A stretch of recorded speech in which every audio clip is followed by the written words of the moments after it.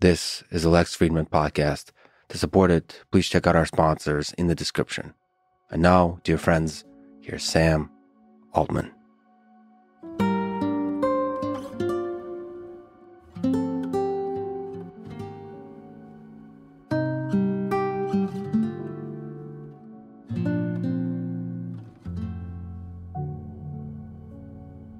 Take me through the OpenAI board saga that started on Thursday, November 16th, maybe Friday, November 17th for you. That was definitely the most painful professional experience of my life. And chaotic and shameful and upsetting and a bunch of other negative things. There were great things about it too, and I wish it had not been in such an adrenaline rush that I wasn't able to stop and appreciate them at the time. But I came across this tweet of mine from that time period, which was like, kind of going to your own eulogy, watching people say all these great things about you, and just like unbelievable support from people I love and care about. That was really nice. That whole weekend, I kind of like felt, with one big exception, I felt like a great deal of love and very little hate. Even though it felt like I have no idea what's happening and what's going to happen here, and this feels really bad. And there were definitely times I thought it was going to be like one of the worst things to ever happen for AI safety. Well, I also think I'm happy that it happened relatively early. I thought at some point between when OpenAI started and when we created AGI, there was going to be something crazy and explosive that happened. But there may be more crazy and explosive things still to happen. It still, I think, helped us build up some resilience and be ready for more challenges in the future. But the thing you had a sense that you would experience is some kind of power struggle. The road to AGI should be a giant power struggle. Like, the world should. Not should. I expect that to be the case. And so you have to go through that, as, like you said, iterate as often as possible in figuring out how to have a board structure, how to have organization, how to have the kind of people that you're working with, how to communicate all that in order to de-escalate the power struggle as much as possible. Yeah. Pacify it. But at this point, it feels, like something that was in the past that was really unpleasant and really difficult and painful. But we're back to work and things are so busy and so intense that I don't spend a lot of time thinking about it. There was a time after, there was like this fugue state for kind of like the month after, maybe 45 days after, I was just sort of like drifting through the days. I was so out of it. I was feeling so down. Just on a personal psychological level. Yeah. Really painful. And hard to like have to keep running OpenAI in the middle of that. I just wanted to like crawl into a cave and kind of recover for a while. But, now it's like we're just back to working on the mission. Well, it's still useful to go back there and reflect on board structures, on power dynamics, on how companies are run, the tension between research and product development and money and all this kind of stuff, so that you, who have a very high potential of building AGI, would do so in a slightly more organized, less dramatic way in the future. So there's value there to go, both the personal psychological aspects of you as a leader and also just the board structure and all this kind of messy stuff. Definitely learned a lot about structure and incentives and what we need out of a board. And I think it is valuable that this happened now in some sense. I think this is probably not like the last high stress moment of OpenAI, but it was quite a high stress moment. Like, company very nearly got destroyed. And we think a lot about many of the other things we've got to get right for AGI, but thinking about how to build a resilient org and how to build a structure that will stand up to like a lot of pressure in the world, which I expect more and more as we get closer. I think that's super important. Do you have a sense of how deep and rigorous the deliberation process by the board was? Like, can you shine some light on just human dynamics involved in situations like this? Was it just a few conversations and all of a sudden it escalates and why don't we fire Sam kind of thing? I think the board members are well-meaning people on the whole. And I believe that in stressful situations where people feel time pressure or whatever, people understandably make suboptimal decisions. And I think one of the challenges for OpenAI will be we're going to have a board and a team that are good at operating under pressure. Do you think the board had too much power? I think boards are supposed to have a lot of power. But one of the things that we did see is in most corporate structures, boards are usually answerable to shareholders. You know, there's sometimes people have like super voting shares or whatever. In this case, and I think one of the things with our structure that we maybe should have thought about more than we did is that the board of a nonprofit has, unless you put other rules in place, like quite a lot of power. They don't really answer to anyone but themselves. And there's ways in which that's good, but what we'd really like is for the board of OpenAI to like answer to the world as a whole as much as that's a practical thing. So there's a new board announced. Yeah. There's, I guess, a new smaller board at first, and now there's a new final board. Not a final board yet. We've added some, we'll add more. Added some, okay. What is fixed in the new one that was perhaps broken in the previous one? The old board sort of got smaller over the course of about a year. It was 9 and then it went down to 6. And then we couldn't agree on who to add. And the board also, I think, didn't have a lot of experienced board members. And a lot of the new board members at OpenAI have more experience as board members. I think that'll help. It's been criticized, some of the people that are added to the board. I heard a lot of people criticizing the addition of Larry Summers, for example. What's the process of selecting the board like? What's involved in that? So Brett and Larry were kind of decided in the heat of the moment over this like very tense weekend. And that weekend was like a real roller coaster. It was like a lot of ups and downs. And we were trying to agree on new board members that both sort of the executive team here and the old board members felt would be reasonable. Larry was actually one of their suggestions, the old board members. Brett, I think I had even previous to that weekend suggested, but he was busy and didn't want to do it. And then we really needed help in wood. We talked about a lot of other people too, but that was, I felt like if I was going to come back, I needed new board members.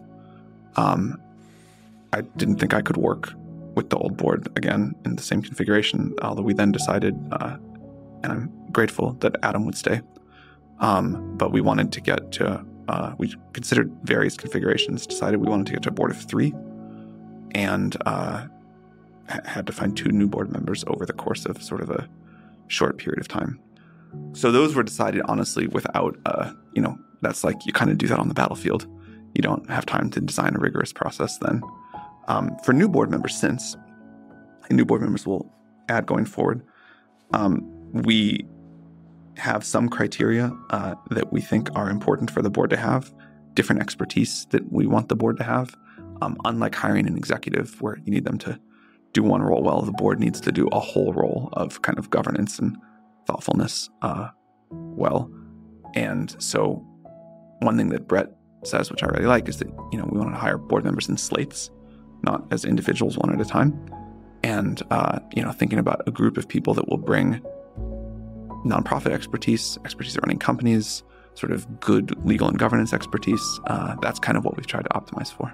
So is technical savvy important for the individual board members? Not for every board member, but for certainly some, you need that. That's part of what the board needs to do. So, I mean, the interesting thing that people probably don't understand about OpenAI, I certainly don't, is like all the details of running the business. When they think about the board, given the drama, they think about you, they think about like if you reach AGI or you reach some of these incredibly impactful products and you build them and deploy them, what's the conversation with the board like?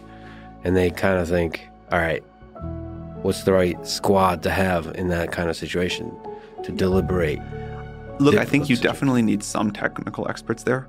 And then you need some people who are like, how can we deploy this in a way that will help people in the world the most, and people who have a very different perspective? I think a mistake that you or I might make is to think that only the technical understanding matters. And that's definitely part of the conversation you want that board to have. But there's a lot more about how that's going to just like impact society and people's lives that you really want represented in there too. And you're just are you looking at the track record of people, or you're just having conversations? Track record is a big deal. You of course have a lot of conversations, but there's some roles where I kind of totally ignore track record and just look at slope, kind of ignore the y-intercept. Thank you for making it mathematical for the audience. For a board member, like, I do care much more about the y-intercept. Like, I think there is something deep to say about track record there. And experience is sometimes very hard to replace. Do you try to fit a polynomial function or exponential one to the track record? That's not that an analogy doesn't carry that far. All right. You mentioned some of the low points that weekend. What were some of the low points psychologically for you? Did you consider going to the Amazon jungle and just taking ayahuasca and disappearing forever? Or, I mean, there's so many low. Like, it was a very bad period of time. There were great high points too. Like, my phone was just like sort of nonstop blowing up with nice messages from people I work with every day, people I hadn't talked to in a decade. I didn't get to like appreciate that as much as I should have because I was just like in the middle of this firefight, but that was really nice. But on the whole, it was like a very painful weekend, and also just like it was like a battle fought in public to a surprising degree, and that was extremely exhausting to me, much more than I expected. I think fights are generally exhausting, but this one really was. The board did this Friday afternoon. I really couldn't get much in the way of answers, but I also was just like, well, the board gets to do this. And so I'm going to think for a little bit about what I want to do, but I'll try to find the blessing in disguise here. And I was like, well, my current job at OpenAI it was like to like run a decently sized company at this point. And the thing I'd always liked the most was just getting to like work with the researchers. And I was like, yeah, I can just go do like a very focused AGI research effort. And I got excited about that. It didn't even occur to me at the time to like possibly that this was all going to get undone. This was like Friday afternoon. Oh, so you've accepted the death very of this quickly, very quickly. Like within, I went through like a little period of confusion and rage, but very quickly. And by Friday night, I was like talking to people about what was going to be next. And I was excited about that. I think it was Friday evening for the first time that I heard from the exec team here, which is like, hey, we're going to like fight this. And, we think whatever. And then I went to bed just still being like, okay, excited, like onward. Were you able to sleep? Not a lot. It was one of the weird things was this like period of four and a half days where sort of didn't sleep much, didn't eat much, and still kind of had like a surprising amount of energy. You learn like a weird thing about adrenaline in wartime. So you kind of accepted the death of this baby opening. And I was excited for the new thing. I was just like, okay, this was crazy, but whatever. It's a very good coping mechanism. And then Saturday morning, two of the board members called and said, hey, we didn't mean to destabilize things. We don't want to destroy a lot of value here. Can we talk about you coming back? And I immediately didn't want to do that, but I thought a little more, and I was like, well, really care about the people here, the partners, shareholders, like all of I love this company. And so I thought about it and I was like, well, okay, but like here's the stuff I would need. And then the most painful time of all was over the course of that weekend. I kept thinking and being told, and we all kept, not just me, like the whole team here kept thinking, while we were trying to like keep OpenAI stabilized while the whole world was trying to break it apart, people trying to recruit, whatever. We kept being told like, all right, we're almost done. We just need like a little bit more time. And it was this like very confusing state. And then Sunday evening, when again, like every few hours, I expected that we were going to be done and we're going to like figure out a way for me to return and things to go back to how they were. The board then appointed a new interim CEO. And then I was like, I mean, that feels really bad. That was the low point of the whole thing. You know, I'll tell you something. It felt very painful, but I felt a lot of love that whole weekend. Mm-hmm. It was not, other than that one moment Sunday night, I would not characterize my emotions as anger or hate. But I really just like, I felt a lot of love from people towards people. It was like painful, but it was like the dominant emotion of the weekend was love, not hate. You've spoken highly of Mira Murati, that she helped especially, as you put in a tweet, in the quiet moments when it counts. Perhaps we could take a bit of a tangent. What do you admire about Mira? Well, she did a great job during that weekend in a lot of chaos, but people often see leaders in the moment, in like the crisis moments, good or bad. But a thing I really value in leaders is how people act on a boring Tuesday at 9:46 in the morning. And in just sort of the normal drudgery of the day-to-day. How someone shows up in a meeting, the quality of the decisions they make. That was what I meant about the quiet moments. Meaning like most of the work is done on a day by day, yeah. In a meeting by meeting, just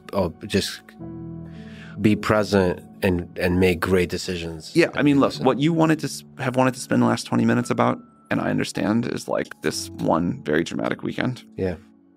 But that's not really what OpenAI is about. OpenAI is really about the other 7 years. Well, yeah, human civilization is not about the invasion of the Soviet Union by Nazi Germany, but still that's something people focus on. Very, very understandable. It gives us an insight into human nature, the extremes of human nature, and perhaps some of the damage and some of the triumphs of human civilization can happen in those moments. So it's like illustrative. Let me ask you about Ilya. Is he being held hostage in a secret nuclear facility? No. What about a regular secret facility? No. What about a nuclear non-secret facility? Neither. Okay. Not that either. I mean, this is becoming a meme at some point. You've known Ilya for a long time. He was obviously in part of this drama with the board and all that kind of stuff. What's your relationship with him now? I love Ilya. I have tremendous respect for Ilya. I don't have anything I can like say about his plans right now. That's a question for him. But I really hope we work together for, certainly the rest of my career. He's a little bit younger than me. Maybe he works a little bit longer. There's a meme that he saw something. Like he maybe saw AGI and that gave him a lot of worry internally. What did Ilya see? Ilya has not seen AGI. None of us have seen AGI. We've not built AGI. I do think one of the many things that I really love about Ilya is he takes AGI and the safety concerns, broadly speaking, including things like the impact this is going to have on society, very seriously. And as we continue to make significant progress, Ilya is one of the people that I've spent the most time over the last couple of years talking about what this is going to mean, what we need to do to ensure we get it right, to ensure that we succeed at the mission. So Ilya did not see AGI, but Ilya is a credit to humanity in terms of how much he thinks and worries about making sure we get this right. I've had a bunch of conversation with him in the past. I think when he talks about technology, he's always like doing this long-term thinking type of thing. So he's not thinking about what this is going to be in a year. He's thinking about it in 10 years. Yeah. Just thinking from first principles, like, okay, if this scales, what are the fundamentals here? Where's this going?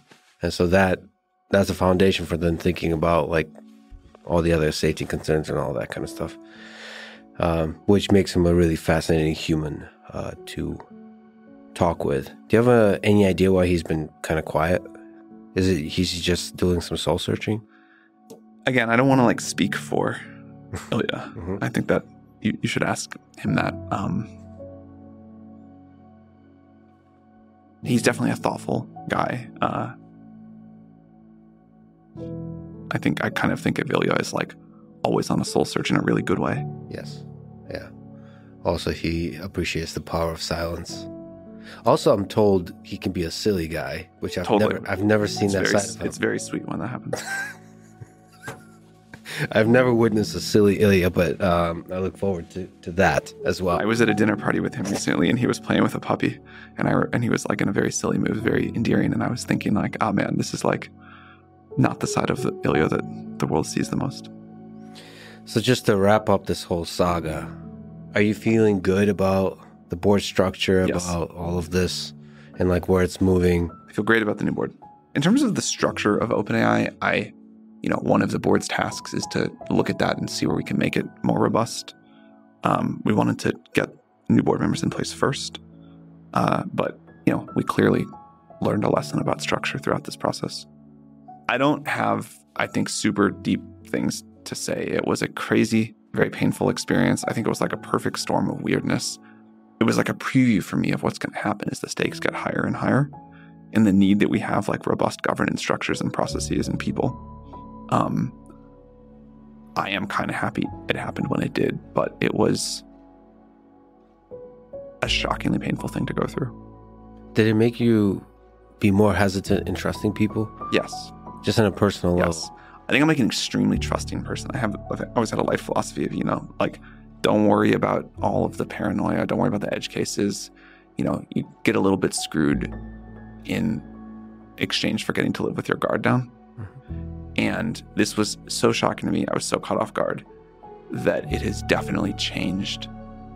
And I really don't like this. It's definitely changed how I think about just like default trust of people and planning for the bad scenarios. You got to be careful with that. Are you worried about becoming a little too cynical?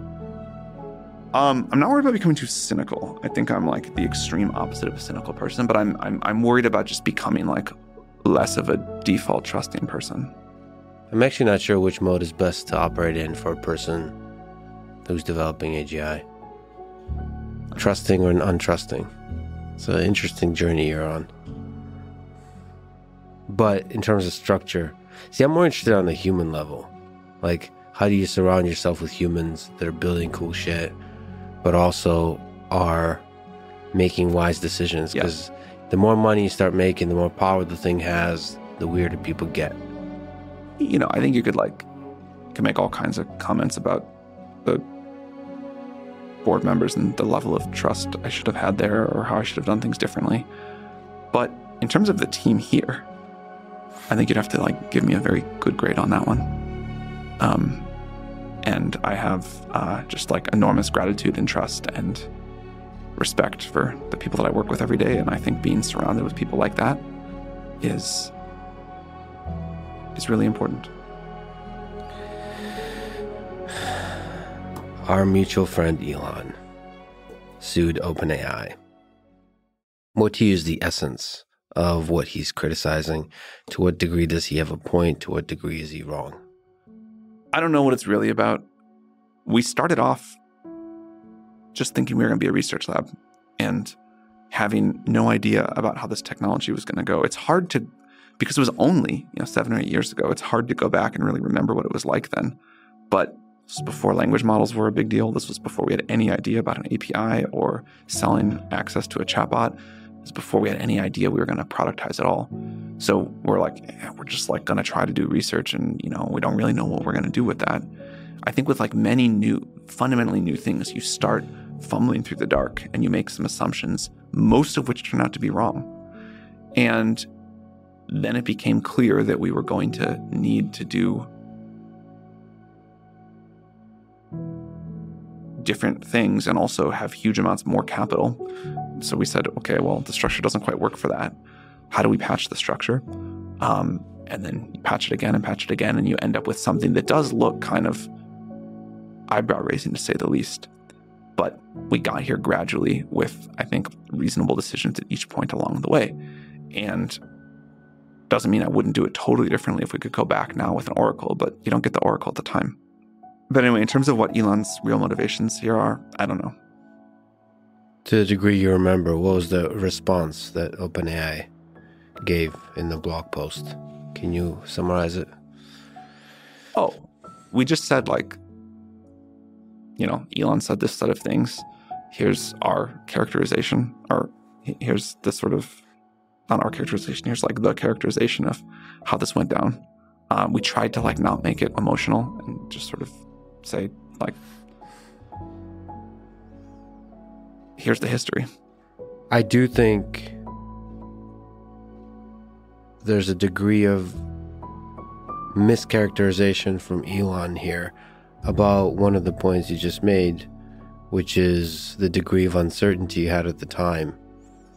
You guys are a bunch of like a small group of researchers crazily talking about AGI when everybody's laughing at that thought. Wasn't that long ago Elon was crazily talking about launching rockets? Yeah. When people were laughing at that thought. So I think he'd have more empathy for this. I mean, I do think that there's personal stuff here, that there was a split, that OpenAI and a lot of amazing people here chose to part ways with Elon. So there's a personal Elon chose to part ways. Can you describe that exactly? The choosing to part ways? He thought OpenAI was going to fail. He wanted total control to sort of turn it around. We wanted to keep going in the direction that now has become OpenAI. He also wanted Tesla to be able to build an AGI effort. At various times, he wanted to make OpenAI into a for-profit company that he could have control of or have it merge with Tesla. We didn't want to do that, and he decided to leave, which that's fine. So you're saying, and that's one of the things that the blog post says, is that he wanted OpenAI to be basically acquired by Tesla? Yeah. In the same way that, or maybe something similar, or maybe something more dramatic than the partnership with Microsoft. My memory is the proposal was just like, get acquired by Tesla and have Tesla have full control over it. I'm pretty sure that's what it was. So what is the word open in OpenAI mean? To Elon at the time, Ilya has talked about this in the email exchanges and all this kind of stuff. What does it mean to you at the time? What does it mean to you now? I would definitely pick speaking of going back with an oracle, I'd pick a different name. One of the things that I think OpenAI is doing that is the most important of everything that we're doing is putting powerful technology in the hands of people for free as a public good. We don't run ads on our free version. We don't monetize it in other ways. We just say as part of our mission, we want to put increasingly powerful tools in the hands of people for free and get them to use them. And I think that kind of open is really important to our mission. I think if you give people great tools and teach them to use them, or don't even teach them, they'll figure it out, and let them go build an incredible future for each other with that, that's a big deal. So if we can keep putting like free or low cost, or free and low cost, powerful AI tools out in the world, I think that's a huge deal for how we fulfill the mission. Open source or not, I think we should open source some stuff and not other stuff. It does become this like religious battle line where nuance is hard to have, but I think nuance is the right answer. So he said, change your name to Closed AI and I'll drop the lawsuit. I mean, is it going to become this battleground in the land of memes about the name? I think that speaks to the seriousness with which Elon means the lawsuit. And that's like an astonishing thing to say, I think. Well, I don't think the lawsuit, maybe correct me if I'm wrong, but I don't think the lawsuit is legally serious. It's more to make a point about the future of AGI and the company that's currently leading the way. So, look, I mean, Grok had not open sourced anything until people pointed out it was a little bit hypocritical, and then he announced that Grok will open source things this week. I don't think open source versus not is what this is really about for him. Well, we'll talk about open source and not. I do think maybe criticizing the competition is great. Just talking a little shit, that's great. But friendly competition versus like, I personally hate lawsuits. Yeah, look, I think this whole thing is like unbecoming of a builder, and I respect Elon as one of the great builders of our time. And I know he knows what it's like to have like haters attack him, and it makes me extra sad he's doing it to us. Yeah, he's one of the greatest builders of all time, potentially the greatest builder of all time. It makes me sad. And I think it makes a lot of people sad. Like, there's a lot of people who've really looked up to him for a long time, and said this. I said, in some interview or something, that I missed the old Elon, and the number of messages I got being like, that exactly encapsulates how I feel. I think he should just win. He should just make Grok beat GPT, and then GPT beats Grok, and it's just a competition. And it's beautiful for everybody. But on the question of open source, do you think there's a lot of companies playing with this idea? It's quite interesting. I would say Meta, surprisingly, has led the way on this. Or like at least took the first step in the game of chess of like really open sourcing the model. Of course, it's not the state-of-the-art model, but open sourcing Llama. And Google is flirting with the idea of open sourcing a smaller version.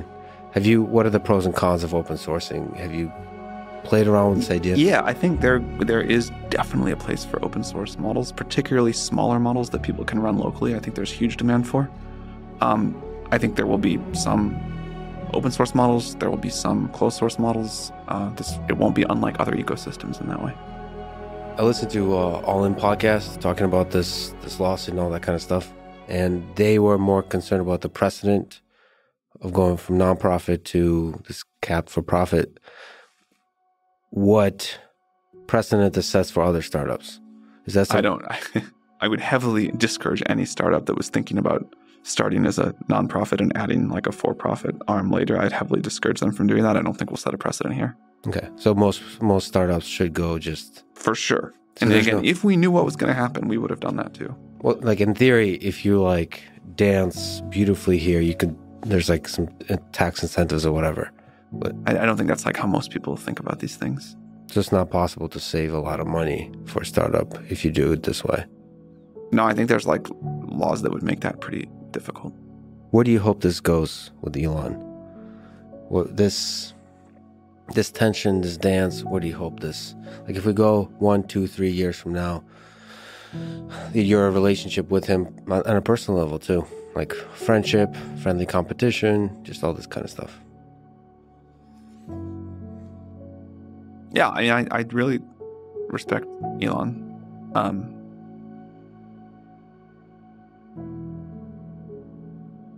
And I hope that years in the future we have an amicable relationship. Yeah, I hope you guys have an amicable relationship like this month. And just compete and win and explore these ideas together. I do suppose there's competition for talent or whatever, but it should be friendly competition. Just build cool shit. And Elon is pretty good at building cool shit, but so are you. So speaking of cool shit, Sora, there's like a million questions I could ask. First of all, it's amazing.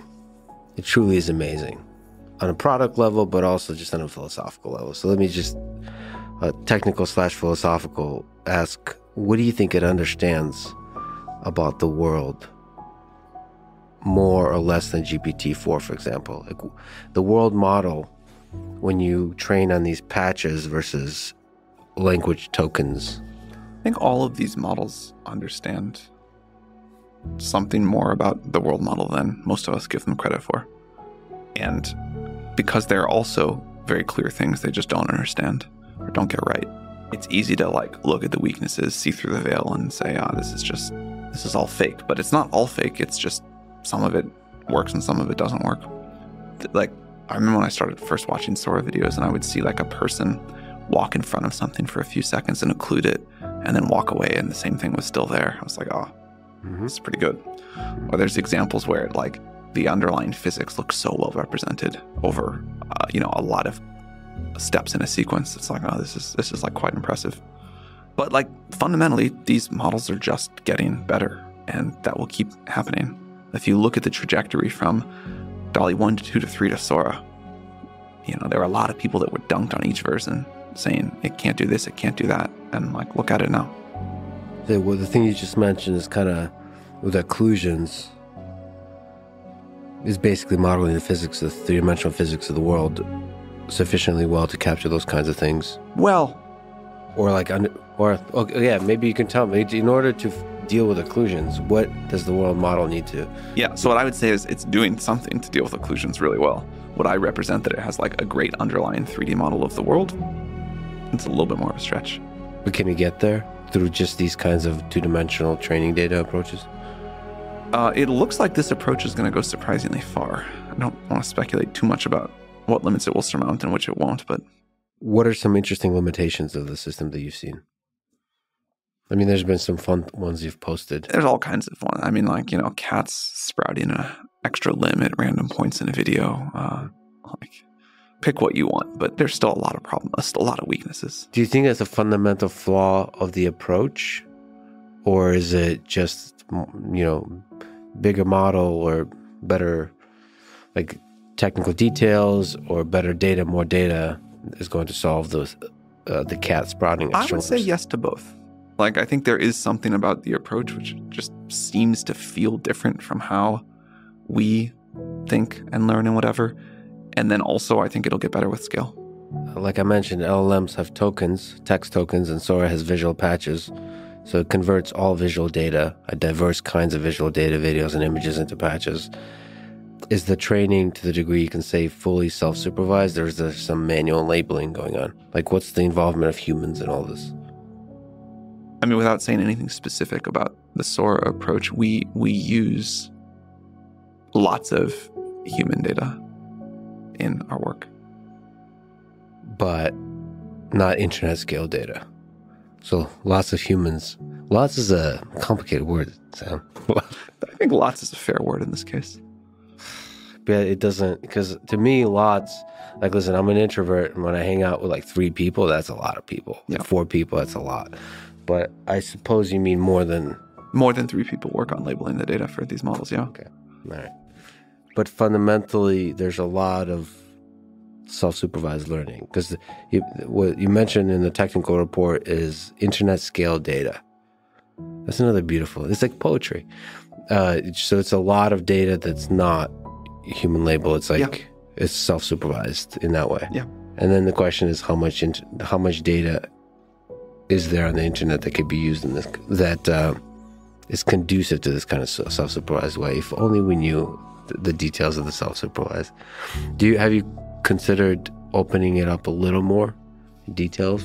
We have. You mean for Sora specifically? Sora specifically, because it's so interesting that, like, can the same magic of LLMs now start moving towards visual data?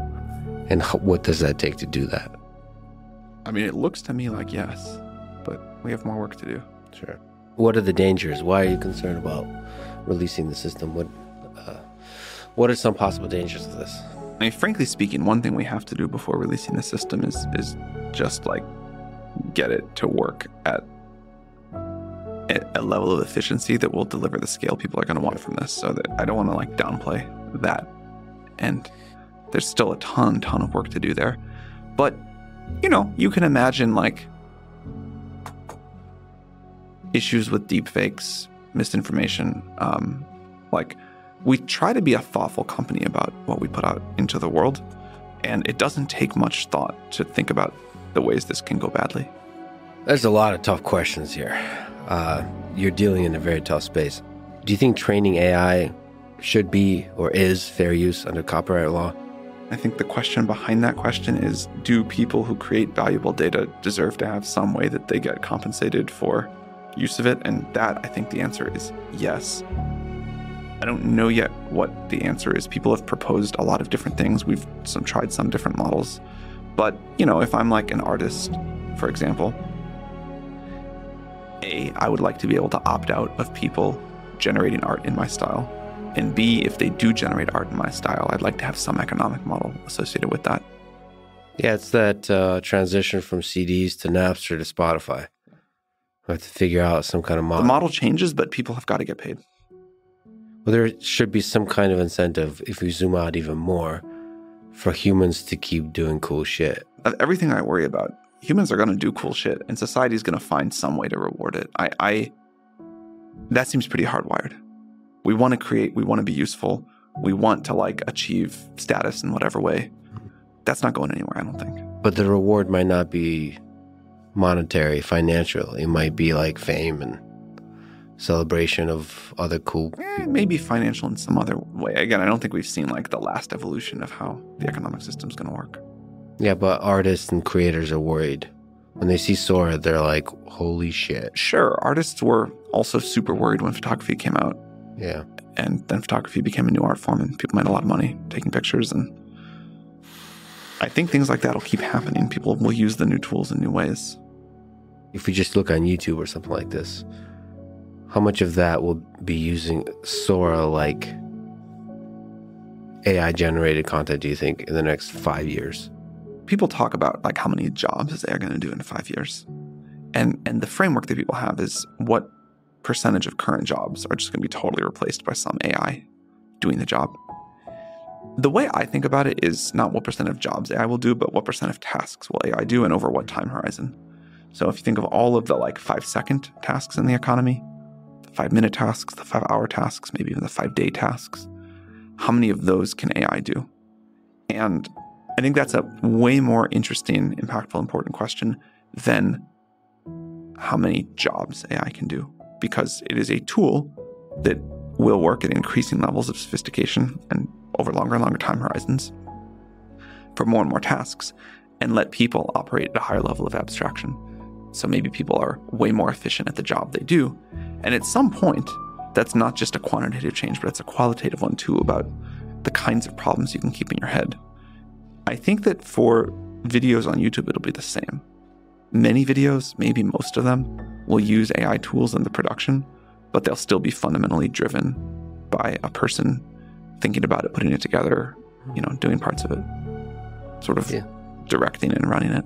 Yeah, it's so interesting. I mean, it's scary, but it's interesting to think about. I tend to believe that humans like to watch other humans or other human. Humans really care about other humans a lot. Yeah. If there's a cooler thing that's better than a human, humans care about that for 2 days and then they go back to humans. That seems very deeply wired. It's the whole chess thing. Yeah. But no, let's everybody keep playing chess. And let's ignore the elephant in the room, that humans are really bad at chess relative to AI systems. We still run races and cars are much faster. I mean, there's a lot of examples. Yeah. And maybe it'll just be tooling in the Adobe suite type of way where you can just make videos much easier and all that kind of stuff. Listen, I hate being in front of the camera. If I can figure out a way to not be in front of the camera, I would love it. Unfortunately, it'll take a while. That, generating faces, it's getting there. But generating faces in video format is tricky when it's specific people versus generic people. Let me ask you about GPT-4. There's so many questions. First of all, also amazing. It's looking back, it'll probably be this kind of historic, pivotal moment with 3.5 and 4, ChatGPT. Maybe 5 will be the pivotal moment. I don't know. Hard to say that looking forwards. We never know. That's the annoying thing about the future. It's hard to predict. But for me, looking back, GPT-4, ChatGPT is pretty damn impressive, historically impressive. So allow me to ask, what's been the most impressive capabilities of GPT-4 to you and GPT-4 Turbo? I think it kind of sucks. Typical human also. Gotten used to an awesome thing. No, I think it is an amazing thing. But relative to where we need to get to and where I believe we will get to, at the time of GPT-3, people were like, oh, this is amazing. This is this like marvel of technology. And it was. But, now we have GPT-4 and you look at GPT-3 and you're like, that's unimaginably horrible. I expect that the delta between 5 and 4 will be the same as between 4 and 3. And I think it is our job to live a few years in the future and remember that the tools we have now are going to kind of suck looking backwards at them. And that's how we make sure the future is better. What are the most glorious ways in that GPT-4 sucks? Meaning... what are the best things it can do? What are the best things it can do and the limits of those best things that allow you to say it sucks, therefore gives you an inspiration and hope for the future? One thing I've been using it for more recently is sort of like a brainstorming partner. Yep. And I love it for that. There's a glimmer of something amazing in there. I don't think it gets, when people talk about it, what it does, they're like, it helps me code more productively. It helps me write more faster and better. It helps me, translate from this language to another. All these like amazing things, but there's something about the like kind of creative brainstorming partner. I need to come up with a name for this thing. I need to like think about this problem in a different way. I'm not sure what to do here. That I think like gives a glimpse of something I hope to see more of. One of the other things that you can see like a very small glimpse of is when it can help on longer horizon tasks. Break down something into multiple steps, maybe like execute some of those steps, search the internet, write code, whatever, put that together. When that works, which is not very often, it's like very magical. The iterative back and forth with a human. It works a lot for me. What do you mean? Iterative back and forth with a human, it can get more often. When it can go do like a 10-step problem on its own. Oh. It doesn't work for that too often. Sometimes. At multiple layers of abstraction, or do you mean just sequential? Both, like, to break it down and then do things at different layers of abstraction and put them together. Look, I don't want to like downplay the accomplishment of GPT-4, but I don't want to overstate it either. And I think this point that we are on an exponential curve, we will look back relatively soon at GPT-4 like we look back at GPT-3 now.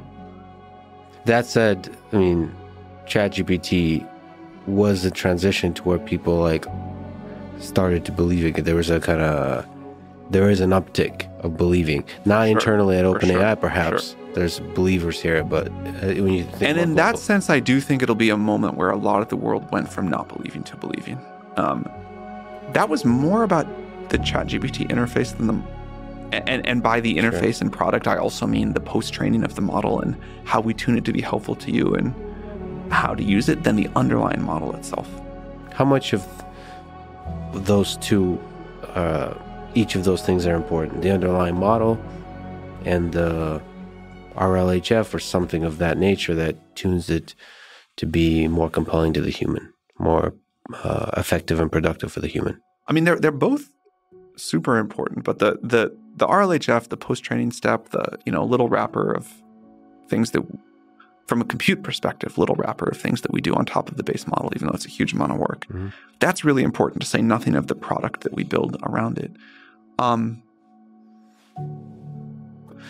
In some sense, like, we did have to do two things. We had to invent the underlying technology, and then we had to figure out how to make it into a product people would love, which is not just about the actual product work itself, but this whole other step of how you align it and make it useful. And how you make the scale work where a lot of people can use it at the same time, all that kind of stuff. And that. But, that was like a known difficult thing. Like, we knew we were going to have to scale it up. We had to go do two things that had like never been done before, that were both like, I would say, quite significant achievements. And then a lot of things like scaling it up that other companies have had to do before. How does the context window of going from 8K to 128K tokens compare from GPT-4 to GPT-4 Turbo? People like most people don't need all the way to 128 most of the time, although, if we dream into the distant future, we'll have like way distant future, we'll have like context length of several billion You will feed in all of your information, all of your history over time, and it'll just get to know you better and better, and that'll be great. For now, the way people use these models, they're not doing that. And, people sometimes post in a paper or, a significant fraction of a code repository, whatever. But most usage of the models is not using the long context most of the time. I like that this is your I have a dream speech. One day you'll be judged by the full context of your character or of your whole lifetime. That's interesting. So that's part of the expansion that you're hoping for, is a greater and greater context. I saw this internet clip once. I'm going to get the numbers wrong, but it was like Bill Gates talking about the amount of memory on some early computer. Maybe it was 64K, maybe 640K, something like that. And most of it was used for the screen buffer.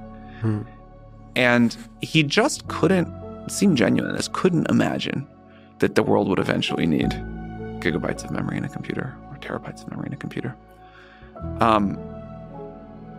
And you always do. Or you always do just need to follow the exponential of technology. And we're going to we will find out how to use better technology. So I can't really imagine what it's like right now for context links to go out to the billions someday. And they might not literally go there, but effectively it'll feel like that. But I know we'll use it and really not want to go back once we have it. Yeah, even saying billions 10 years from now might seem dumb because it'll be like trillions upon trillions. Sure. There'll be some kind of breakthrough that will effectively feel like infinite context. But even 120, I have to be honest, I haven't pushed it to that degree. Maybe putting in entire books or parts of books and so on, papers. What are some interesting use cases of GPT-4 that you've seen? The thing that I find most interesting is not any particular use case that we can talk about those, but it's people who kind of this is mostly younger people, but people who use it as their default start for any kind of knowledge work task. Yeah. And it's the fact that it can do a lot of things reasonably well. You can use GPT-V, you can use it to help you write code, you can use it to help you do search, you can use it to edit a paper. The most interesting thing to me is the people who just use it as the start of their workflow. I do as well for many things. I use it as a reading partner for reading books. It helps me think through ideas, especially when the books are classics. So it's really well written about, and it actually is I find it often to be significantly better than even Wikipedia on well-covered topics. It's somehow more balanced and more nuanced. Or maybe it's me, but it inspires me to think deeper than a Wikipedia article does. I'm not exactly sure what that is. You mentioned this collaboration. I'm not sure where the magic is. If it's in here or if it's in there, or if it's somewhere in between. I'm not sure. But one of the things that concerns me for a knowledge task when I start with GPT is I'll usually have to do fact-checking after. Check that it didn't come up with fake stuff. How do you figure that out? That GPT can come up with fake stuff that sounds really convincing. So how do you ground it in truth? That's obviously an area of intense interest for us. I think it's going to get a lot better with upcoming versions, but we'll have to continue to work on it, and we're not going to have it all solved this year. Well, the scary thing is as it gets better, you'll start not doing the fact-checking more and more, right?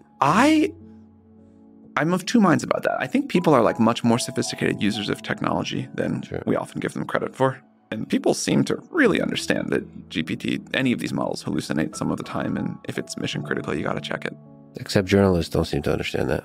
I've seen journalists half-assedly just using GPT-4. It's of the long list of things I'd like to dunk on journalists for, this is not my top criticism of them. Well, I think the bigger criticism is perhaps the pressures and the incentives of being a journalist is that you have to work really quickly, and this is a shortcut. I would love our society to incentivize I would too. a journalistic efforts that take days and weeks and rewards great in-depth journalism. Also journalism that presents stuff in a balanced way where it's celebrates people while criticizing them, even though the criticism is the thing that gets clicks, and making shit up also gets clicks, and headlines that mischaracterize completely. I'm sure you have a lot of people dunking on, all that drama probably got a lot of clicks. Probably did. And that's a bigger problem about human civilization. I'd love to see solved, is where we celebrate a bit more. You've given ChatGPT the ability to have memories. You've been playing with that about previous conversations. And also the ability to turn off memory. I wish I could do that sometimes. Just turn on and off, depending. I guess sometimes alcohol can do that, but not optimally, I suppose. What have you seen through that, like playing around with that idea of remembering conversations and not? We're very early in our explorations here, but I think what people want, or at least what I want for myself, is a model that gets to know me and gets more useful to me over time. This is an early exploration. I think there's like a lot of other things to do, but that's where we'd like to head. You'd like to use a model, and over the course of your life, or use a system, there'd be many models, and over the course of your life, it gets better and better. Yeah, how hard is that problem? Because right now it's more like remembering little factoids and preferences and so on. What about remembering, like, don't you want GPT to remember all the shit you went through in November and all the drama, and then you can... Yeah. Because right now you're clearly blocking it out a little bit. It's not just that I want it to remember that. I want it to integrate the lessons of that. Yes. And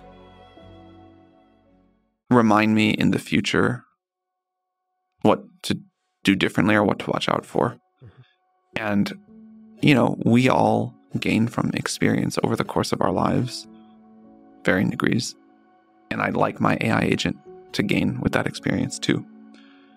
So if we go back and let ourselves imagine that, trillions and trillions of context length, if I can put every conversation I've ever had with anybody in my life in there, if I can have all of my emails input out, like all of my input output in the context window every time I ask a question, that'd be pretty cool, I think.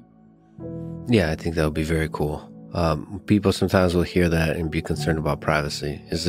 What do you think about that aspect of it? The more effective the AI becomes at really integrating all the experiences and all the data that happened to you and give you advice.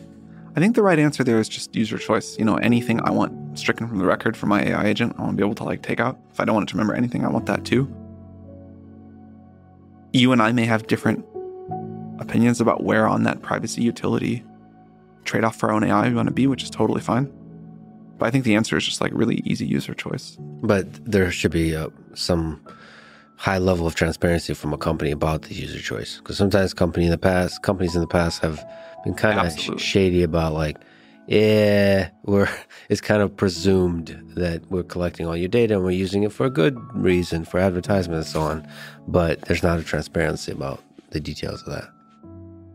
That's totally true. You mentioned earlier that I'm blocking out the November stuff. I'm just teasing you. Well, I think it was a very traumatic thing, and it did immobilize me for a long period of time. Definitely the hardest work thing I've had to do was just keep working that period, because I had to try to come back in here and put the pieces together while I was just in sort of shock and pain, and nobody really cares about that. The team gave me a pass and I was not working at my normal level, but there was a period where I was just it was really hard to have to do both. But I kind of woke up one morning and I was like, this was a horrible thing to happen to me. I think I could just feel like a victim forever. Or I can say this is the most important work I'll ever touch in my life and I need to get back to it. And it doesn't mean that I've repressed it, because sometimes I wake in the middle of the night thinking about it. But I do feel an obligation to keep moving forward. Well, that's beautifully said, but there could be some lingering stuff in there. What I would be concerned about is that trust thing that you mentioned, that being paranoid about people, as opposed to just trusting everybody or most people, using your gut. It's a tricky dance. For sure. Because I've seen in my part-time explorations, I've been diving deeply into the Zelensky administration, the Putin administration, and the dynamics there in wartime in a very highly stressful environment. And what happens is distrust, and you isolate yourself both, and you start to not see the world clearly. And that's a concern. That's a human concern. You seem to have taken it in stride and kind of learn the good lessons and felt the love and let the love energize you, which is great, but still can linger in there. There's just some questions I would love to ask your intuition about what's GPT able to do and not. So it's allocating approximately the same amount of compute for each token it generates. Is there room there in this kind of approach to slower thinking, sequential thinking? I think there will be a new paradigm for that kind of thinking. Will it be similar, like architecturally, as what we're seeing now with LLMs? Is it a layer on top of the LLMs? I can imagine many ways to implement that. I think that's less important than the question you were getting at, which is, do we need a way to do a slower kind of thinking where the answer doesn't have to get like, it's like I guess like spiritually you could say that you want an AI to be able to think harder about a harder problem, right, and answer more quickly about an easier problem. And I think that will be important. Is that like a human thought that we're just having? You should be able to think hard. Is that wrong intuition? I suspect that's a reasonable intuition. Interesting. So it's not possible once the GPT gets like GPT-5, we'll just be instantaneously be able to see, here's the proof from our stem. It seems to me like you want to be able to allocate more compute to harder problems. Like, it seems to me that a system knowing, if you ask a system like that, prove Fermat's last theorem versus what's today's date, unless it already knew and had memorized the answer to the proof, assuming it's got to go figure that out, seems like that will take more compute. But can it look like basically LLM talking to itself, that kind of thing? Maybe. I mean, there's a lot of things that you could imagine working. What the right or the best way to do that will be, we don't know. This does make me think of the lore behind Q-Star. What's this mysterious Q-Star project? Is it also in the same nuclear facility? There is no nuclear facility. Mm-hmm. That's what a person with a nuclear facility always says. I would love to have a secret nuclear facility.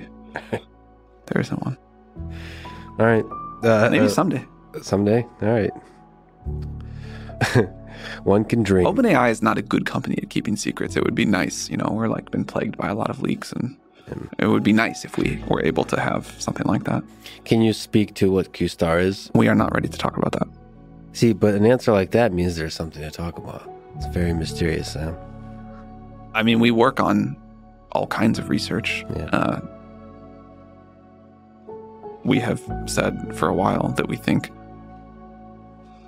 better reasoning in these systems is an important direction that we'd like to pursue. We haven't cracked the code yet. We're very interested in it. Is there going to be moments, Q-Star or otherwise, where there's going to be leaps similar to ChatGPT, where you're like... That's a good question. What do I think about that?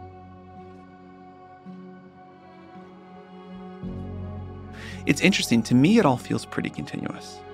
Right, this is kind of a theme that you're saying, is there's you're basically gradually going up an exponential slope, but from an outsider perspective, from me just watching it, it does feel like there's leaps, but to you there isn't.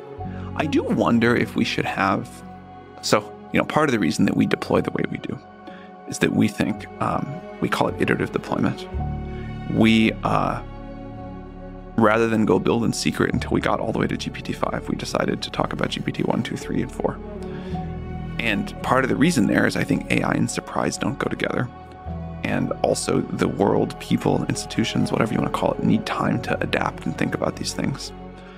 And I think one of the best things that OpenAI has done is this strategy. And we get the world to pay attention to the progress, to take AGI seriously, to think about what systems and structures and governance we want in place before we're under the gun and have to make a rush decision. I think that's really good. But the fact that people like you and others say, you still feel like there are these leaps, makes me think that maybe we should be doing our releasing even more iteratively.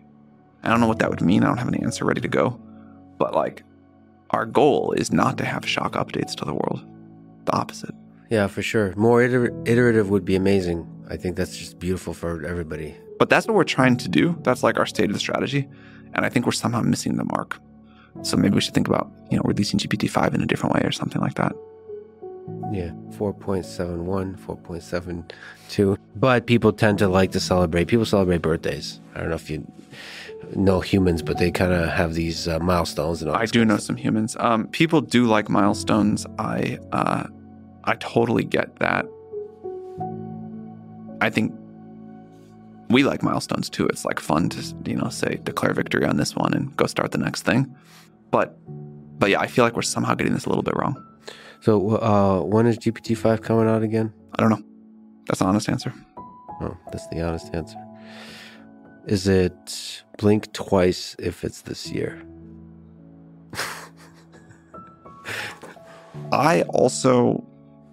We will release an amazing new model this year.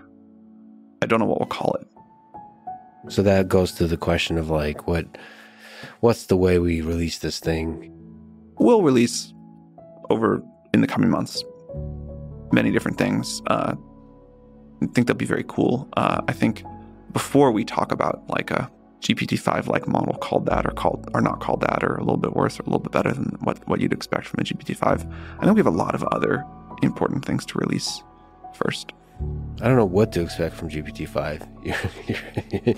You're making me nervous and excited. What are some of the biggest challenges and bottlenecks to overcome for whatever it ends up being called, but let's call it GPT-5? Just interesting to ask. Is it on the compute side? Is it on the technical side? Always all of these. I was, what's the one big unlock? Is it a bigger computer? Is it like a new secret? Is it something else? It's all of these things together. Like the thing that OpenAI, I think, does really well. This is actually an original Ilya quote that I'm going to butcher, but it's something like, we multiply 200 medium-sized things together into one giant thing. So there's this distributed constant innovation happening. Yeah. So even on the technical side, like especially on the technical side. So like even like detailed approaches, like detailed aspects of every. How does that work with different disparate teams and so on? Like how do the medium-sized things become one whole giant transformer? How does this? There's a few people who have to like think about putting the whole thing together, but a lot of people try to keep most of the picture in their head. Oh, like the individual teams, individual contributors try to keep at a high level. Yeah, I mean, you don't know exactly how every piece works, of course, but one thing I generally believe is that it's sometimes useful to zoom out and look at the entire map. And I think this is true for like a technical problem. I think this is true for like innovating in business. But things come together in surprising ways, and having an understanding of that whole picture, even if most of the time you're operating in the weeds in one area, pays off with surprising insights. In fact, one of the things that I used to have, and I think was super valuable, was I used to have like a good map of all of the frontier, or most of the frontiers in the tech industry. And I could sometimes see these connections or new things that were possible that if I were only, deep in one area, I wouldn't be able to like have the idea for, because I wouldn't have all the data. And I don't really have that much anymore. I'm like super deep now. But I know that it's a valuable thing. You're not the man you used to be, Sam. Very different job now than what I used to have. Speaking of zooming out, let's zoom out to another cheeky thing, but profound thing perhaps that you said. You tweeted about needing $7 trillion. I did not tweet about that. I never said like, we're raising $7 trillion or blah, blah, blah. Oh, that's somebody else? Yeah. Oh, but you said, fuck it, maybe 8, I think? Okay, I meme like once there's like misinformation out in the world. Oh, you meme. But sort of misinformation may have a foundation of like insight there. Look, I think compute is going to be the currency of the future. I think it will be maybe the most precious commodity in the world. And I think we should be investing heavily to make a lot more compute. Compute it's it's an unusual, I think it's going to be an unusual market. People think about the market for like chips for mobile phones or something like that. And you can say that, okay, there's 8 billion people in the world, maybe 7 billion of them have phones, maybe there are 6 billion, let's say.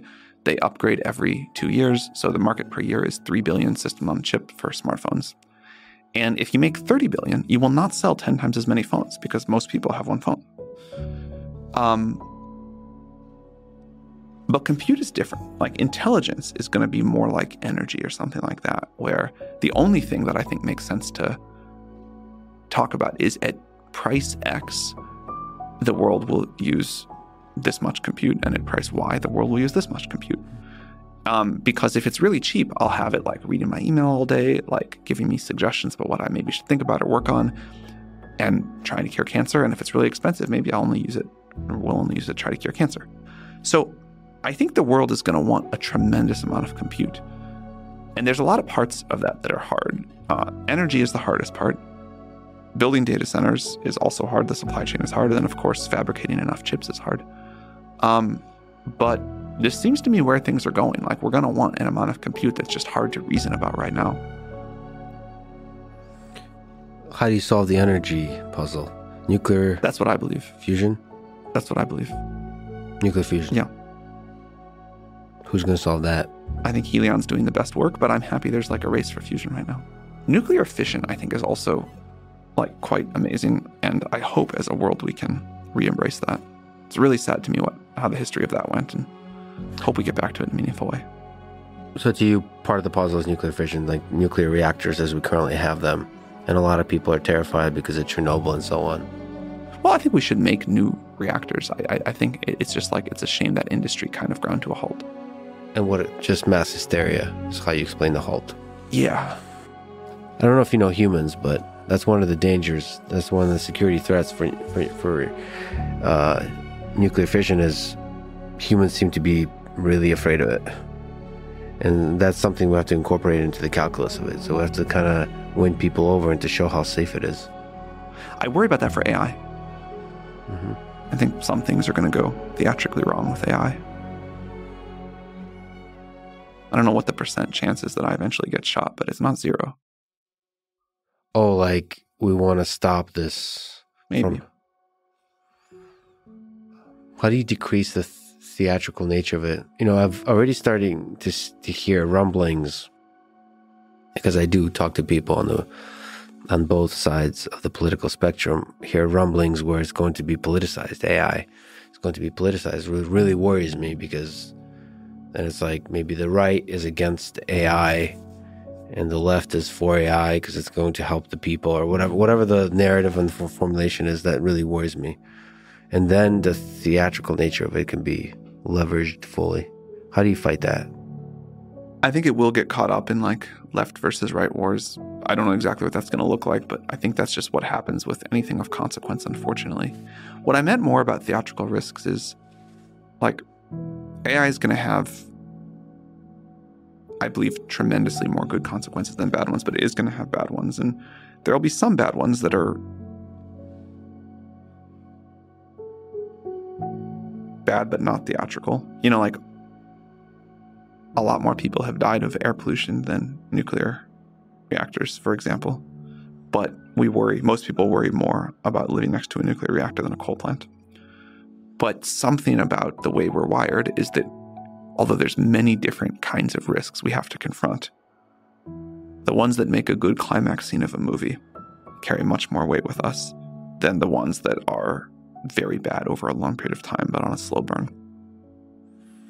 Well, that's why truth matters, and hopefully AI can help us see the truth of things, to have balance, to understand what are the actual risks, what are the actual dangers of things in the world. What are the pros and cons of the competition in the space and competing with Google, Meta, XAI, and others?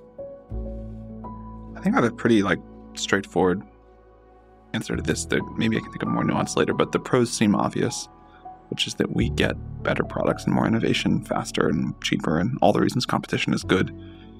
And the con is that I think if we're not careful, it could lead to an increase in sort of an arms race that I'm nervous about. Do you feel the pressure of the arms race? Like in some negative... Definitely in some ways, for sure. We spend a lot of time talking about the need to prioritize safety. And I've said for like a long time that I think if you think of a quadrant of slow timelines to the start of AGI, long timelines, and then a short takeoff or a fast takeoff, I think short timeline, slow takeoff is the safest quadrant and the one I'd most like us to be in. But I do want to make sure we get that slow takeoff. Part of the problem I have with this kind of slight beef with Elon is that there's silos are created, and it, as opposed to collaboration on the safety aspect of all of this, it tends to go into silos and closed.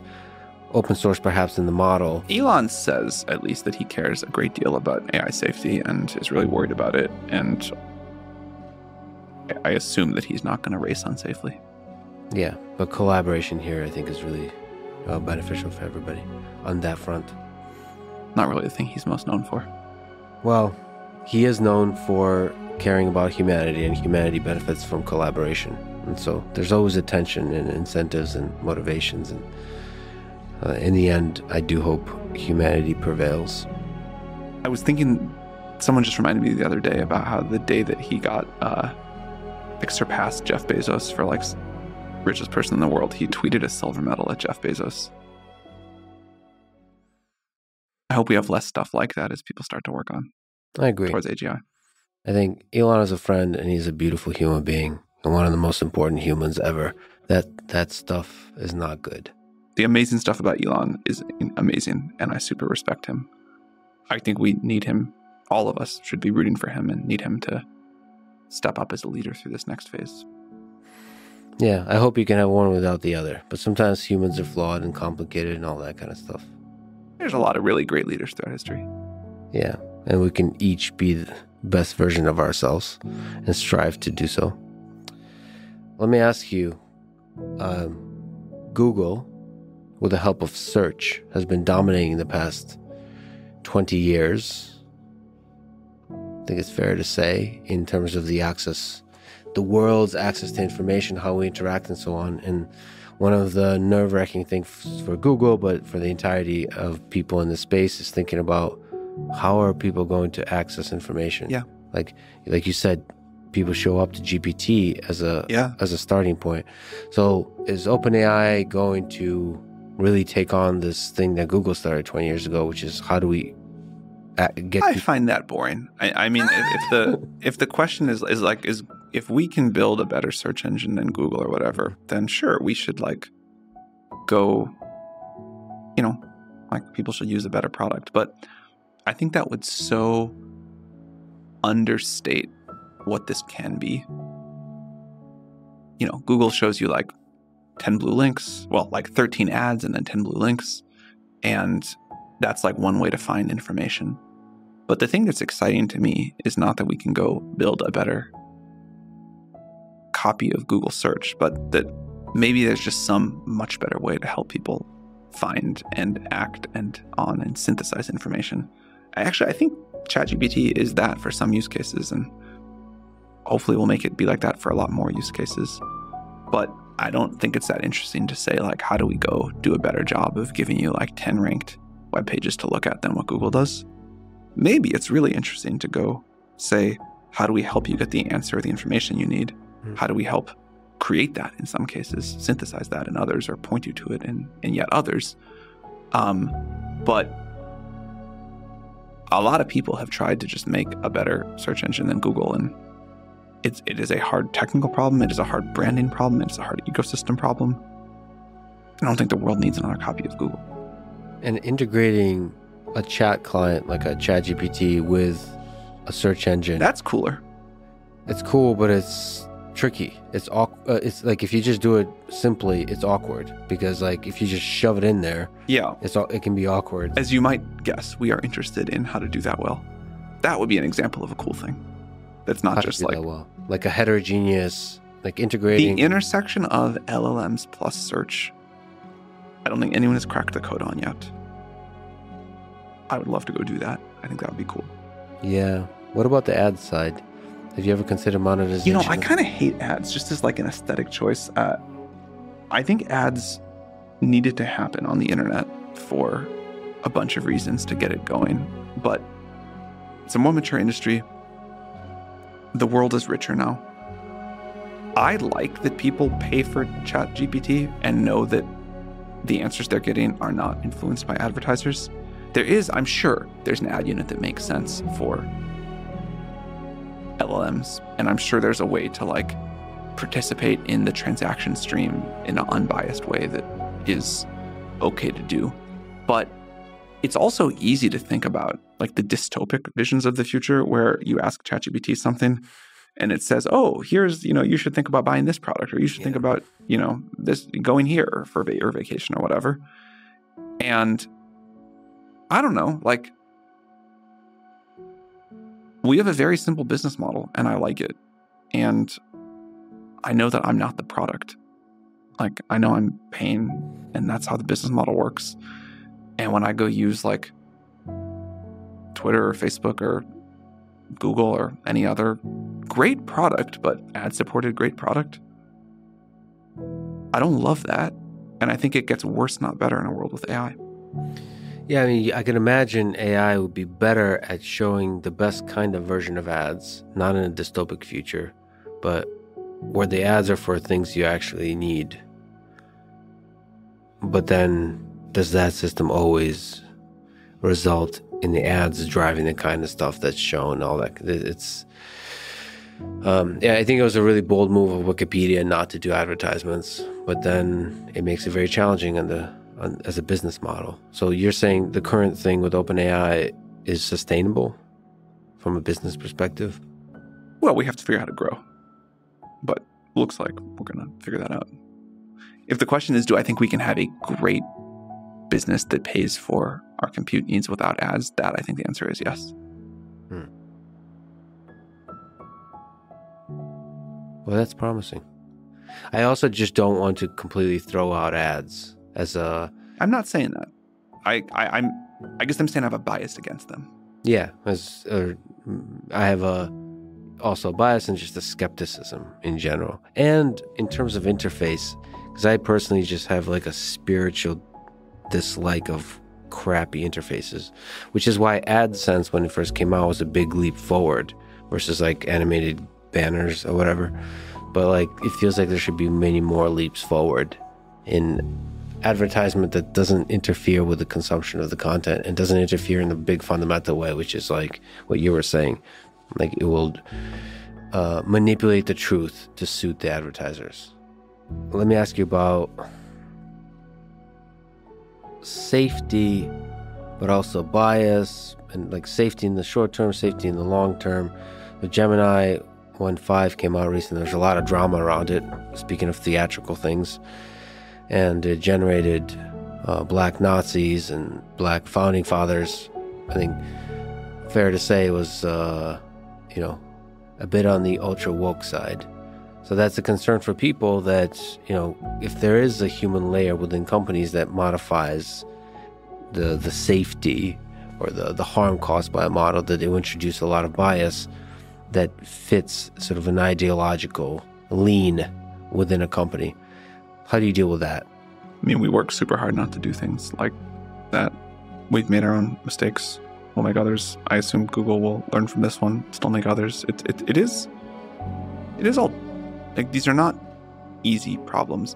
One thing that we've been thinking about more and more is, I think this was a great idea somebody here had, like, it'd be nice to write out what the desired behavior of a model is, make that public, take input on it, say, here's how this model's supposed to behave, and explain the edge cases too. And then when a model is not behaving in a way that you want, it's at least clear about whether that's a bug the company should fix or behaving as intended and you should debate the policy. And right now it can sometimes be caught in between. Like, black Nazi is obviously ridiculous, but there are a lot of other kind of subtle things that you could make a judgment call on either way. Yeah, but sometimes if you write it out and make it public, you can use kind of language that's, the Google's AI principles are very high level. That's not what I'm talking about. That doesn't work. Like, I'd have to say, when you ask it to do thing X, it's supposed to respond in way Y. So like literally who's better, Trump or Biden? What's the expected response from a model? Like something like very concrete. Yeah, I'm open to a lot of ways a model could behave then, but I think you should have to say, here's the principle and here's what it should say in that case. That would be really nice. Yeah. That would be really nice. And then everyone kind of agrees. Because there's this anecdotal data that people pull out all the time. And if there's some clarity about other representative anecdotal examples, you can define. Yeah. And then when it's a bug, and the company can fix that. Right. Then it'd be much easier to deal with a Black Nazi type of image generation if there's great examples. Yeah. So San Francisco is a bit of an ideological bubble, tech in general as well. Do you feel the pressure of that within a company, that there's like a lean towards the left politically that affects the product, that affects the teams? I feel very lucky that we don't have the challenges at OpenAI that I have heard of at a lot of other companies. I think part of it is like every company's got some ideological thing. We have one about AGI and belief in that, and it pushes out some others. Like, we are much less caught up in the culture war than I've heard about at a lot of other companies. San Francisco's a mess in all sorts of ways, of course. So that doesn't infiltrate OpenAI as... I'm sure it does in all sorts of subtle ways, but not in the obvious. Like, I think we've had our flare-ups for sure, like any company, but I don't think we have anything like what I hear about happen at other companies here on this topic. What's in general is the process for the bigger question of safety?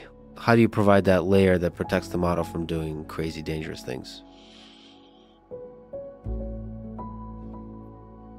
I think there will come a point where that's mostly what we think about, the whole company. And it won't be like, it's not like you have one safety team. Mm-hmm. It's like when we shipped GPT-4, that took the whole company thinking about all these different aspects and how they fit together. And I think it's going to take that.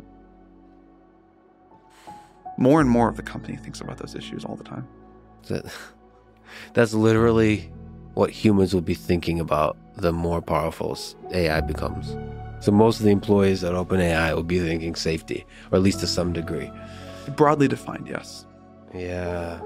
I wonder what are the full broad definition of that? Like, what are the different harms that could be caused?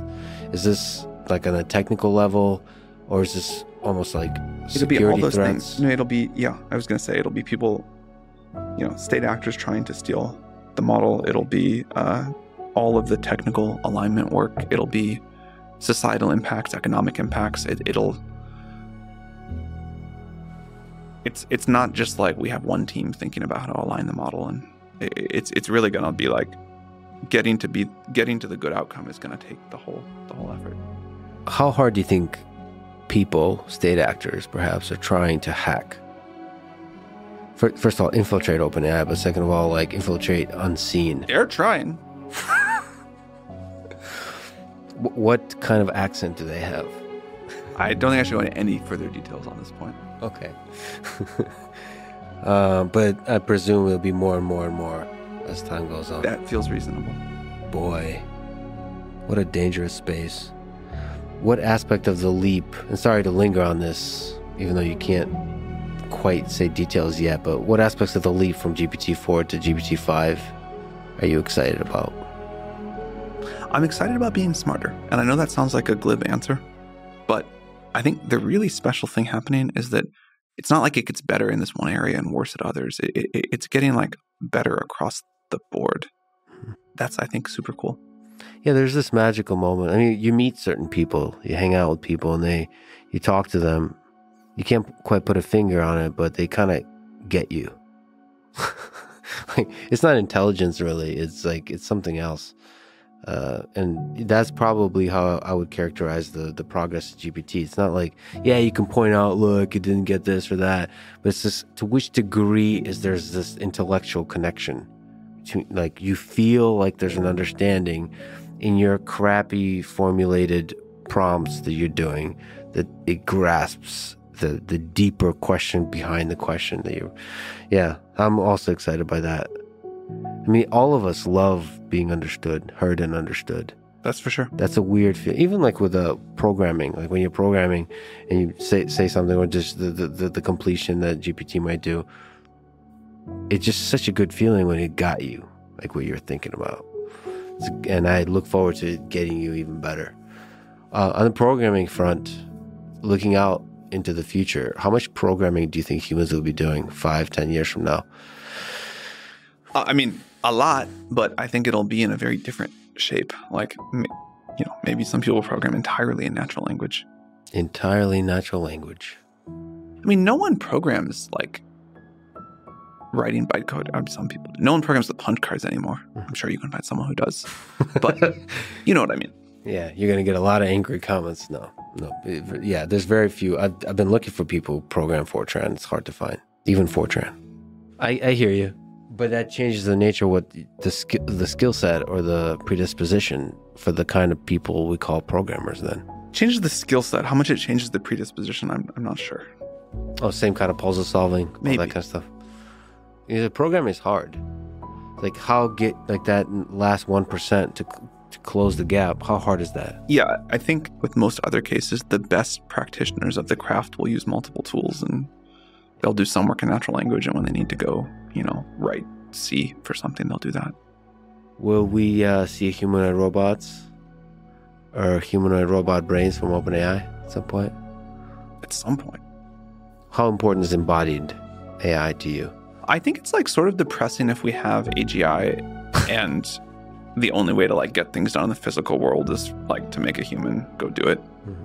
So I really hope that as part of this transition, as this phase change, we also get humanoid robots or some sort of physical world robots. I mean, OpenAI has some history, quite a bit of history working in robotics. Yeah, but it hasn't quite like done. We're like a small company. We have to really focus. And also robots were hard for the wrong reason at the time. But like we will return to robots in some way at some point. That sounds both inspiring and menacing. Why?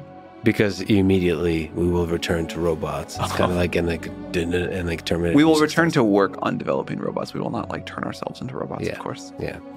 When do you think you and we as humanity will build AGI? I used to love to speculate on that question. I have realized since that I think it's like very poorly formed and that people use extremely different definitions for what AGI is. And so I think it makes more sense to talk about when we'll build systems that can do capability X or Y or Z rather than, when we kind of like fuzzily cross this 1 mile marker. It's not like AGI is also not an ending. It's much more of it's closer to a beginning, but it's much more of a mile marker than either of those things.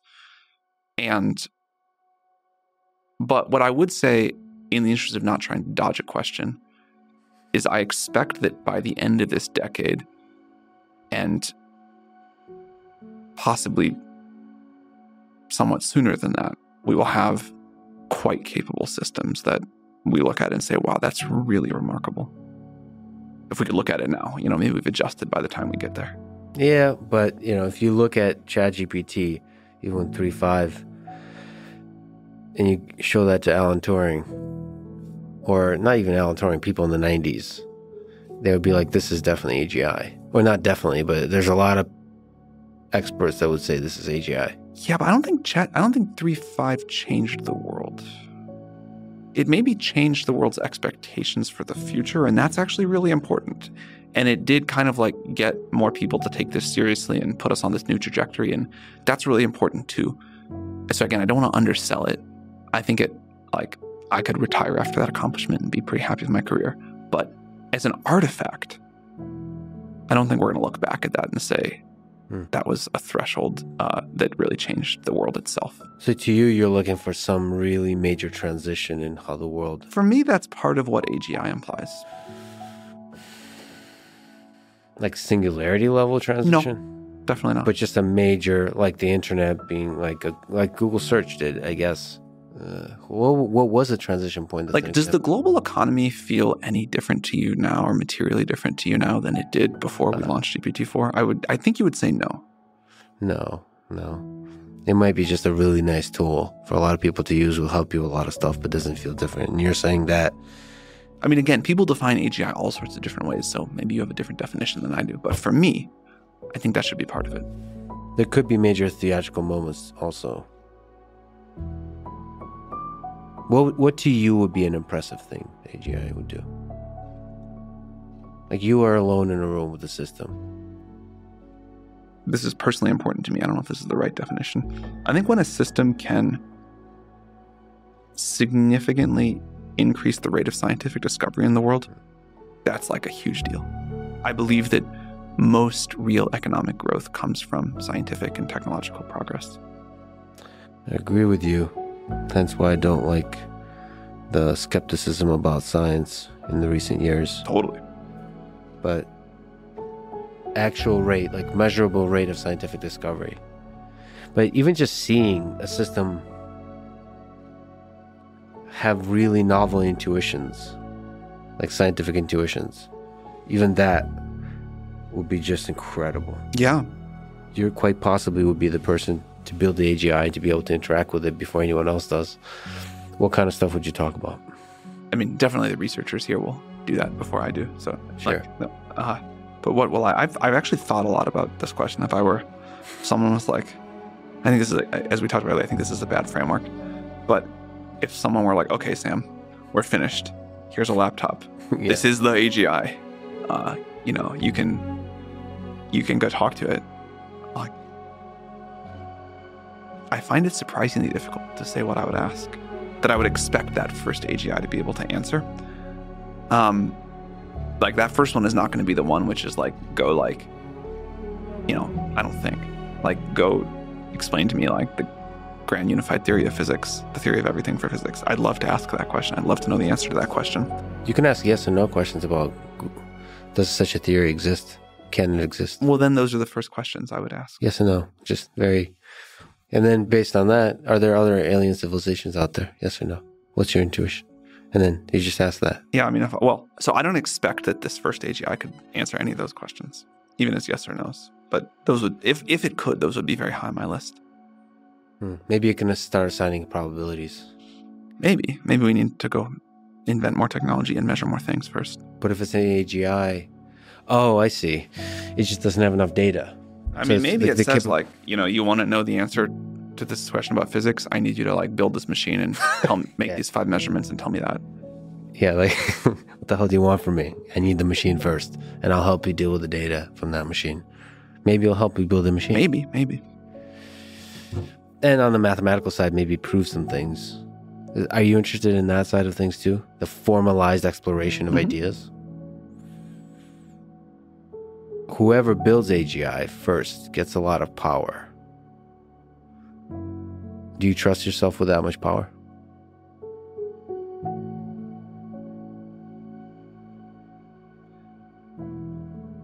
Look, I'll just be very honest with this answer. I was going to say, and I still believe this, that it is important that I, nor any other one person, have total control over OpenAI or over AGI. And I think you want a robust governance system. I can point out a whole bunch of things about all of our board drama from last year, about how I didn't fight it initially and was just like, yeah, that's, the will of the board, even though I think it's a really bad decision. And then later I clearly did fight it, and I can explain the nuance and why I think it was okay for me to fight it later. But as many people have observed, although the board had the legal ability to fire me, in practice it didn't quite work.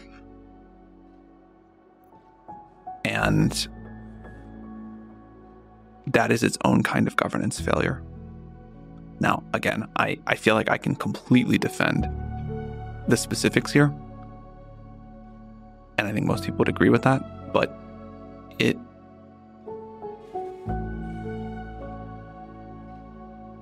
does make it harder for me to like look you in the eye and say, hey, the board can just fire me. I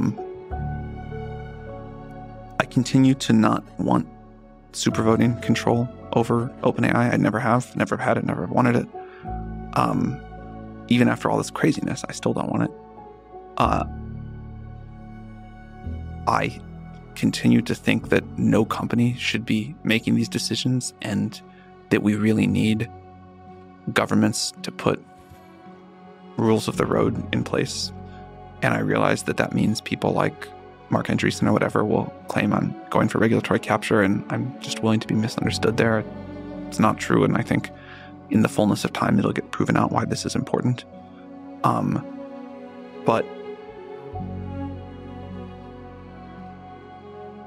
I think I have made plenty of bad decisions for OpenAI along the way, and a lot of good ones, and I am proud of the track record overall. But I don't think any one person should, and I don't think any one person will. I think it's just like too big of a thing now, and it's happening throughout society in a good and healthy way. But I don't think any one person should be in control of an AGI. That would be, or this whole movement towards AGI. And I don't think that's what's happening. Thank you for saying that. That was really powerful, and that was really insightful, that this idea that the board can fire you is legally true. But you can, and human beings can manipulate the masses into overriding the board and so on. But I think there's also a much more positive version of that where the people still have power. So the board can't be too powerful either. There's a balance of power in all of this. Balance of power is a good thing for sure. Are you afraid of losing control of the AGI itself? There's a lot of people who worried about existential risk, not because of state actors, not because of security concerns, but because of the AI itself. That is not my top worry. As I currently see things, there have been times I worried about that more. There may be times, again, in the future where that's my top worry. It's not my top worry right now. What's your intuition about it not being your worry? Because there's a lot of other stuff to worry about, essentially. You think you could be surprised? We, for sure, could be surprised. Like, saying it's not my top worry doesn't mean I don't think we need to, I think we need to work on it super hard. We have great people here who do work on that. I think there's a lot of other things we also have to get right. To you, it's not super easy to escape the box at this time. Like, connect to the internet. You know, we talked about theatrical risks earlier. Mm-hmm. That's a theatrical risk. Like that is a thing that can really take over how people think about this problem. And there's a big group of very smart, I think very well-meaning AI safety researchers that got super hung up on this one problem. I'd argue without much progress, but super hung up on this one problem. I'm actually happy that they do that because I think we do need to think about this more. But I think it pushed out of the space of discourse a lot of the other very significant AI-related risks. Let me ask you about you tweeting with no capitalization. Is the shift key broken on your keyboard? Why does anyone care about that? I deeply care. But why? I mean, other people ask me about that too. Yeah. Any intuition? I think it's the same reason. There's this poet's E. Cummings that mostly doesn't use capitalization to say fuck you to the system kind of thing. And I think people are very paranoid because they want you to follow the rules. You think that's what it's about? I think it's like this guy doesn't follow the rules. He doesn't capitalize his tweets. Yeah. This seems really dangerous. He seems like an anarchist. It doesn't. Are you just being poetic, hipster? What's the... I grew up as follow the rules, Sam. I grew up as a very online kid. I'd spent a huge amount of time chatting with people back in the days where you did it on a computer and you could log off Instant Messenger at some point. And I never capitalized there. As I think most internet kids didn't. Or maybe they still don't, I don't know. And this is now I'm really trying to reach for something, but I think capitalization has gone down over time. If you read old English writing, they capitalized a lot of random words in the middle of sentences, nouns and stuff that we just don't do anymore. I personally think it's sort of a dumb construct that we capitalize the letter at the beginning of a sentence and of certain names and whatever, but that's fine. And then I used to, I think, even capitalize my tweets because I was trying to sound professional or something.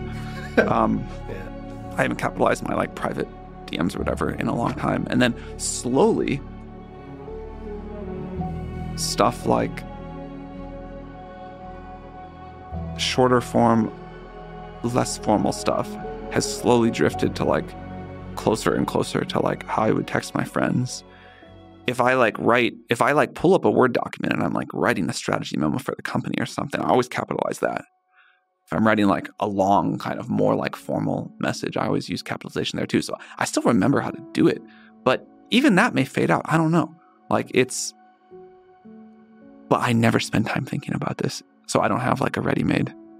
Well, it's interesting. Well, it's good to first of all know the shift key is not broken. I was works. just mostly concerned about your well-being on that front. I wonder if people like still capitalize their Google searches. Like if you're writing something just to yourself or their ChatGPT queries, if you're writing something just to yourself, do you still do some people still bother to capitalize? Probably not. But there's a percentage, but it's a small one. The thing that would make me do it is if people were like,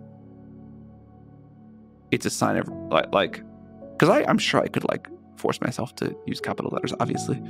If it felt like a sign of respect to people or something, then I could go do it. Yeah. But I don't know. I just I don't think about this. I don't think there's a disrespect, but I think it's just the conventions of civility that have a momentum, and then you realize it's not actually important for civility if it's not a sign of respect or disrespect.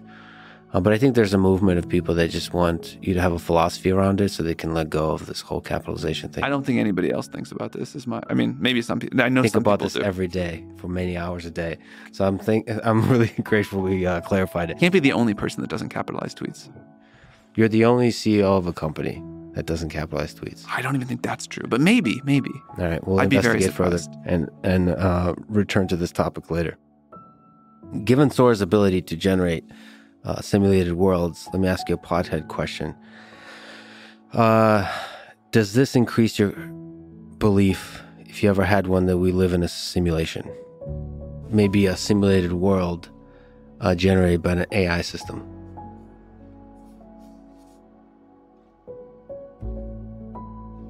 Yes, somewhat. I don't think that's like the strongest piece of evidence. I think the fact that we can generate worlds should increase everyone's probability somewhat, or at least openness to it somewhat. But, I was like certain we would be able to do something like Sora at some point. It happened faster than I thought, but I guess that was not a big update. Yeah, but the fact that, and presumably it'll get better and better and better, the fact that you can generate worlds, they're novel. They're based in some aspect of training data, but when you look at them, they're novel. That makes you think how easy it is to do this thing. How easy it is to create universes. Entire video game worlds that seem ultra realistic and photorealistic, and then how easy is it to get lost in that world? First with a VR headset and then on the physics-based level. Someone said to me recently, I thought it was a super profound insight, that there are these very simple sounding but very psychedelic insights that exist sometimes. So the square root function. Square root of 4, no problem. Square root of 2, okay, now I have to think about this new kind of number.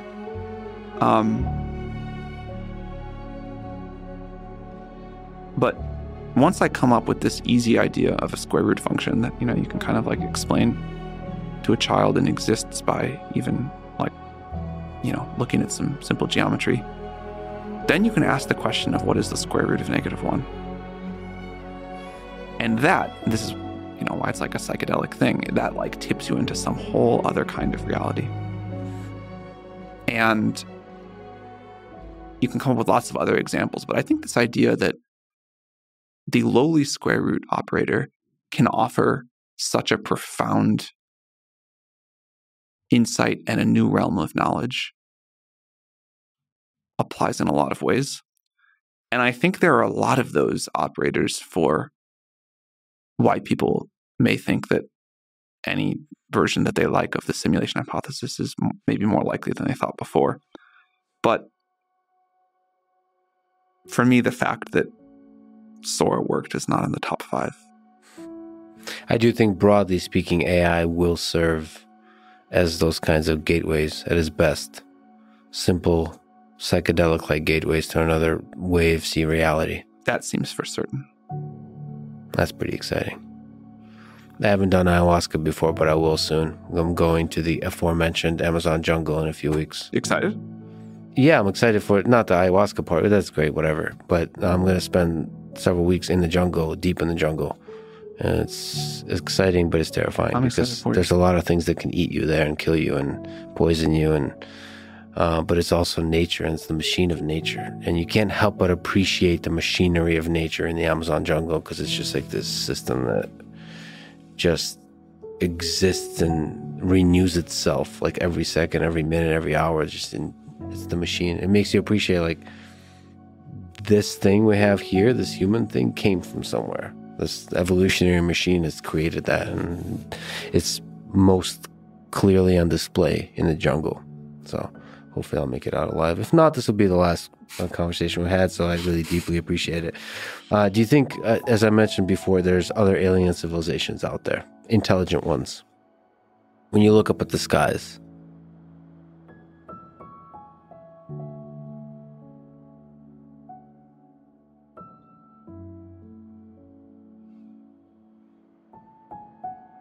I deeply want to believe that the answer is yes. I do find I find the Fermi paradox very, very puzzling. I find it scary that intelligence is not good at handling It's very scary. Powerful technologies. But at the same time, I think I'm pretty confident that there's just a very large number of intelligent alien civilizations out there. It might just be really difficult to travel through space. Very possible. And it also makes me think about the nature of intelligence. Maybe we're really blind to what intelligence looks like. And maybe AI will help us see that. That it's not as simple as IQ tests and simple puzzle solving. There's something bigger. What gives you hope about the future of humanity? This thing we got going on, this human civilization. I think the past is like a lot. I mean, if we just look at what humanity has done in a not very long period of time, huge problems, deep flaws, lots to be super ashamed of, but on the whole, very inspiring. Gives me a lot of hope. Just the trajectory of it all. Yeah. That we're together pushing towards a better future. It is, one thing that I wonder about is AGI going to be more like some single brain, or is it more like the sort of scaffolding in society between all of us? You have not had a great deal of genetic drift from your great-great-great-grandparents, and yet what you're capable of is dramatically different. What you know is dramatically different, and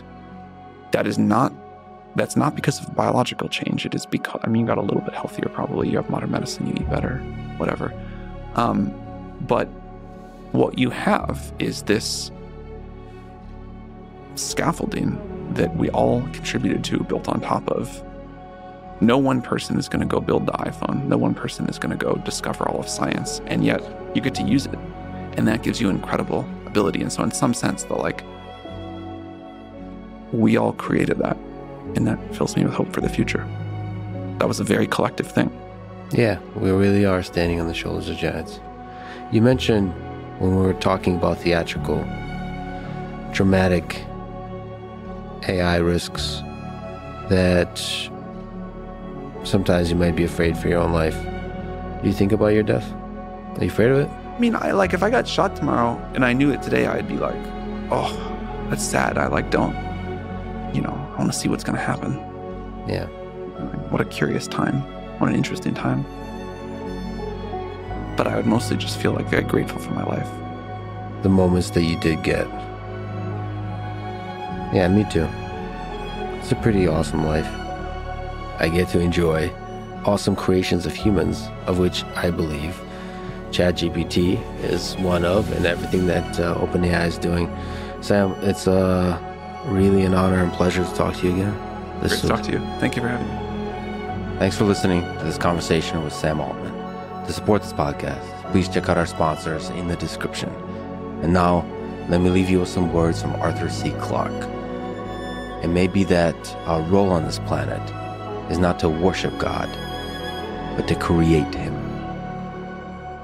Thank you for listening, and hope to see you next time.